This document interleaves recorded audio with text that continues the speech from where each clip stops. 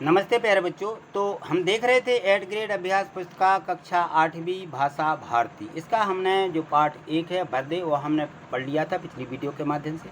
यदि आप किसी कारणवश वीडियो नहीं देख पाए हैं तो इसके डिस्क्रिप्शन में लिंक दी है, लिंक पे जा कर के भी आप देख सकते हैं, या फिर हमारे जो व्हाट्सअप रहता है तो व्हाट्सअप में इसमें लिंक दी गई है, मैं बता दूंगा आपको, तो आप उससे जुड़ जाएंगे तो उस पर भी आपको ये सभी वीडियो प्राप्त हो जाएंगी। तो चलिए आगे इसका हम अगला जो पाठ दिया गया है इसको हम यहाँ पे देखेंगे। तो देखिए यहाँ पे जो पाठ है 2 दिया गया है, ठीक है। एड ग्रेड ये वर्क बुक है, प्रश्नोत्तर पुस्तिका, यानी वर्क बुक का मतलब है कि इसमें हमें भरना भी है इसको, ठीक है ना। इसी में प्रश्न लिखना है, इसके उत्तर दिए गए हैं।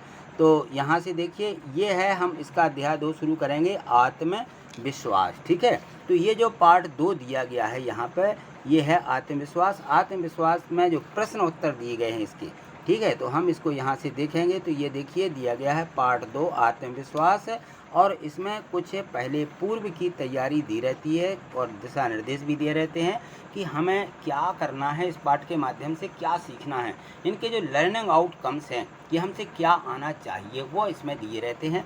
तो आत्मविश्वास, इस पाठ के नाम से ही आपको समझ में आया होगा कि आत्मविश्वास क्या कहलाता है, यानी हमारे मन में जो विश्वास होता है वो कहलाता है आत्मविश्वास, ठीक है ना।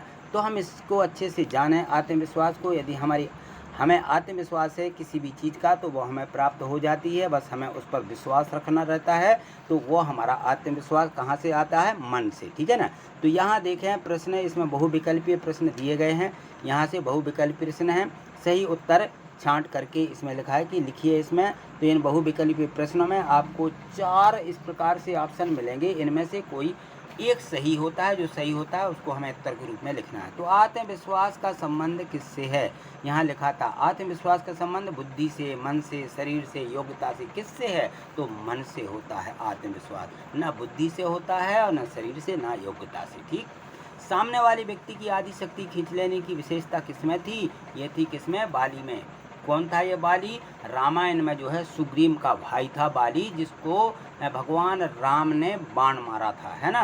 तो सुग्रीव और बाली को लड़वा दिया था और बाली को बाण मार दिया था, वो बाली है। इसमें ऐसी शक्ति थी कि सामने जो व्यक्ति आता था उसकी आदि शक्ति इसमें खिंच के आ जाती थी, ऐसा रामायण में बताया गया है, ठीक। चलिए यहाँ पे देखें प्रश्न 3 जो दिया गया है, लेखक है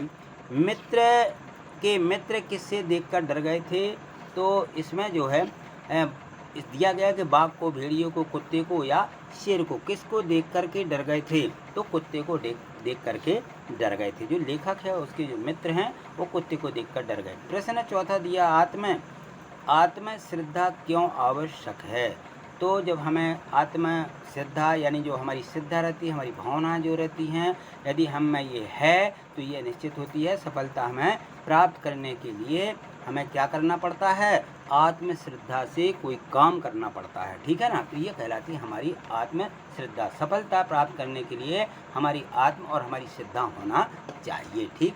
अगला प्रश्न दिया गया है, यहाँ पे देखिए लघुत्तरीय प्रश्न दिए गए हैं कि आदमी किसके कारण खंडित हो जाता है? तो आदमी जो है क्यों खंडित हो जाता है? आदमी दुविधा के कारण खंडित हो जाता है। दुविधा यानी उसको कोई निर्णय नहीं ले पा रहा है कि हम क्या करें क्या ना करें, तो वो खंडित हो जाता है, यानी कोई काम नहीं कर पाता, वो कहलाता है दुविधा, ठीक।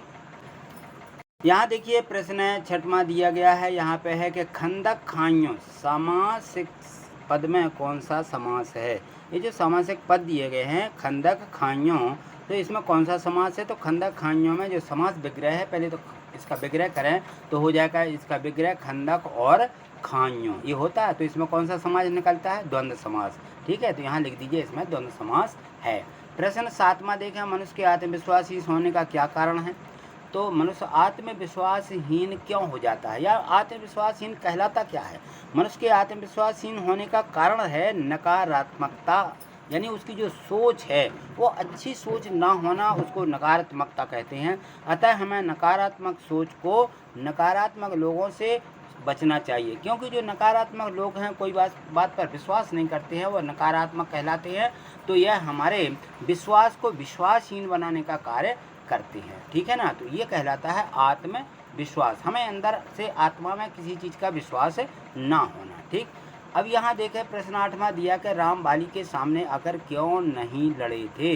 तो जो भगवान कहा गया जिनको राम भगवान है ना, वो बाली के सामने आकर नहीं लड़े थे, उन्होंने उन्हीं के भैया सुग्रीव से लड़वा दिया था। तो राम को बाली के भाई सुग्रीव ने बता दिया था कि जो बाली के सामने आता है उसकी आधी ताकत उसमें आ जाती है और वह उसे आसानी से पछाड़ देता है। इसी कारण राम बाली के सामने आकर नहीं लड़े, क्योंकि जो सुग्रीव था, सुग्रीव ने पूरी बात बाली की बता दी थी। बाली जब किसी के सामने लड़ने जाता था तो आधी ताकत बाली में आ जाती थी और उसको आराम से वो मतलब उसको हरा देता था, है ना।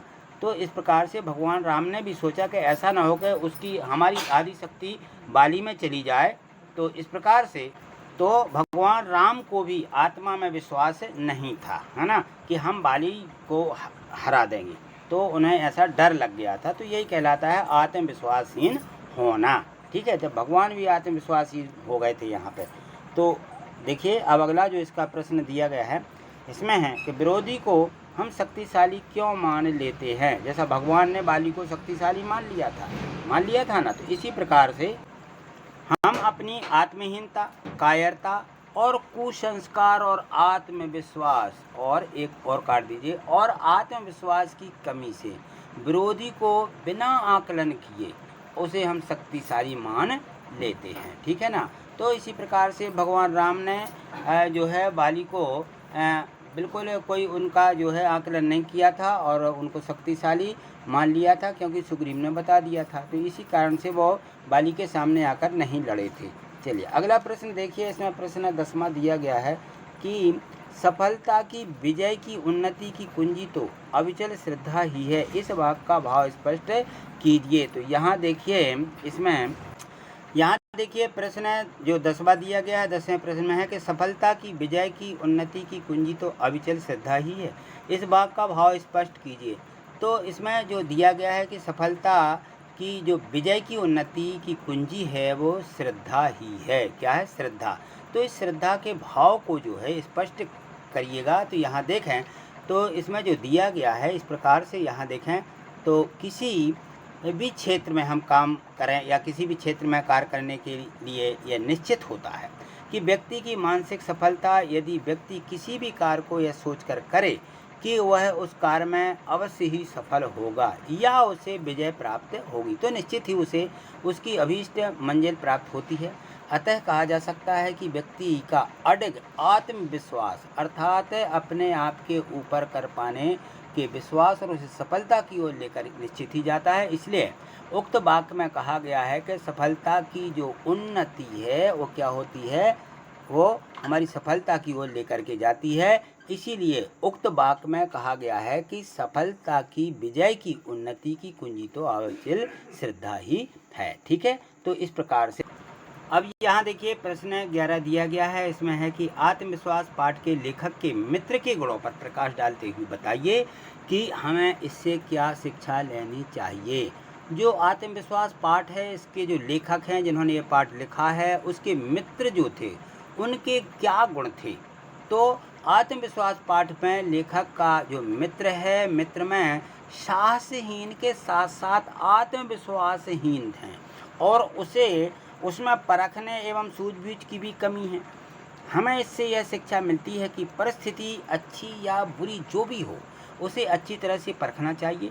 इसके पश्चात ही उस परिस्थिति का साहस और विवेक के साथ डटकर मुकाबला करना चाहिए। तो ये जो है हमें इस पाठ से या इस लेखक के जो मित्र हैं उनसे हमें ये शिक्षा मिलती है। ठीक, प्रश्न 12 देखिए, इसमें है कि सुभाष चंद्र बोस का प्रमुख चारित्रिक गुण क्या था और आत्मविश्वास पाठ के अनुसार कोई एक उदाहरण सहित इसको लिखिए। तो सुभाष चंद्र बोस के चरित्र की सबसे बड़ी विशेषता थी उनके अंदर कूट कूट कर आत्मविश्वास भरा हुआ था। उन्होंने अंग्रेज जो थे उनके परीक्षक के प्रश्नों का उत्तर अपनी सूझबूझ और आत्मविश्वास के साथ दिया था।